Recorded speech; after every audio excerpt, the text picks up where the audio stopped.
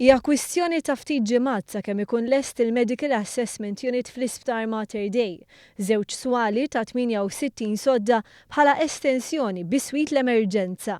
Żorna s-sit fejn inbnew is-swali u sibna li kienu qegħdin jiddaħħlu sodod ġodda li min jaf kemm ma iridu jilqgħu pazjenti. Iltqajna mal-perit John Papagiorgopoulos li ħaħsib il-proġett fisem il-Fondazzjoni għas-Servizzi Mediċi, ferra mill-Ministeru tas-Saħħa.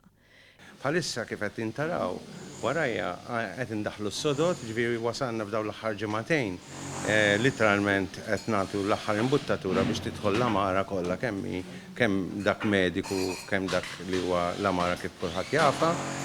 U tista' tgħid li llum huwa Red Letter Day għax għandna 68 sodda daħlin. Il-proġett beta f'Novembru wara li oriġinarjament kellu jsir bini fuq it-taqsima tal-emerġenza. Iżda minħabba l-iskandlu tal-konkrit dajjef li sabet ma' wiċċa din l-amministrazzjoni kellu jinstab sit alternattiv. Il-gvern mhux tal-li għamel dan tal-irnexxielu jwassal il-proġett lejn tmiemu fi żmien qasir. L-isfidi bħal kull proġett ieħor l-ewwel nett li tikollok pjanar tajjeb, li tikollok riżorsi tajbin li nista' ngħidlek li l-ħaddiema vera kienu eżemplari, kulħadd għamel parti tiegħu, konna tim maqut ħafna. Grazzi wkoll għall-intervent waqtu ma ntilfux fondi Ewropej li kienu allokati għal proġett oriġinali. Il-perit stqarmana li attitudni ta' ħeġġa u rieda tajba għamlet differenza kbira. Ħadmu time frames ibsin ħafna.